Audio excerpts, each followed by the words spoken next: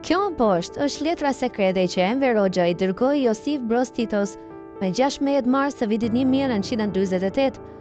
atëherë kur pretendoi për bashkimin e ushtrisë shqiptare me atë të Jugosllavisë. I dashur marshall, shoku ynë general Kristo Temelko, së bashku me general Kupreshanin, ardhën në Beograd për të biseduar me shtat madhurinë jugoslave çështjen e unifikimit. Mendimi ynë mbi këtë është ky: në parim duhet të krijohet një komandë unike, pse nuk mundet që në një front ku ndodhen dy ushtrisë si tonat të veprojnë kundër të njëjtit armik në dy komanda të veçanta. Për karakterin e kësaj komande unike, format, mënyrat e veprimit dhe momenti i shpalljes së saj, ne nuk jemi në gjendje të përcaktojmë si duhet, por bashkëpunimi i shtatmadhërisë huaj dhe delegatit tonë si dhe sugjerimi juaj do të na ndihmojnë neve për marrjen e një vendimi të përbashkët definitiv mbi këtë problem.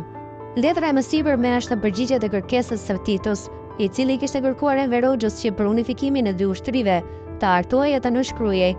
një promemorie bashkimi, e cila do të ishte në interes të përforcimit të mbrojtjes së vendeve tona dhe të forcimit të ushtrisë së përbashkët. Para letrës së mësipërme të Enver Hoxhës për marshallin Tito,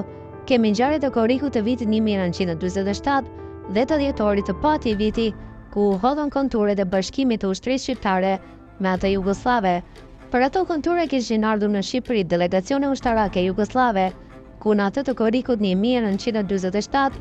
binte në sy përbërja e nivelit të lartë, sepse në krye të tij ishte generali Koça Popović, shefi i shtabit të përgjithshëm të ushtrisë jugoslave, generali Vukmanović Tempo. Ky një emër i njohur në Shqipëri që gjatë luftës antifashiste kishte ndikim në ngjarjet politike në vendin tonë. Po ashtu ishte pjesëmarrës drejtori politik i ushtrisë jugoslave pas çlirimit, generali Rade Hamović, shefi i drejtorisë operative dhe të tjerë figura të larta. Edhe më parë në 23 deri në 27 dhjetor të vitit 1946 kishin ardhur në Shqipëri general-lejtanti Rade Hamović, shefi i drejtorisë operative të shtatmadhërisë jugoslave, që ishte edhe me delegacionin e korrikut. Dokumenti apo promemoria e unifikimit të ushtrive kishte si pikë të parë pikërisht faktin se duhet të kalohet sa më parë në njësimin apo unifikimin e ushtrisë shqiptare me ushtrinë jugoslave, dhe pikat e promemorjes ishin që mes ushtrive shqiptare dhe asaj jugoslave të bëjë unifikimi i sistemit të mbrojtjes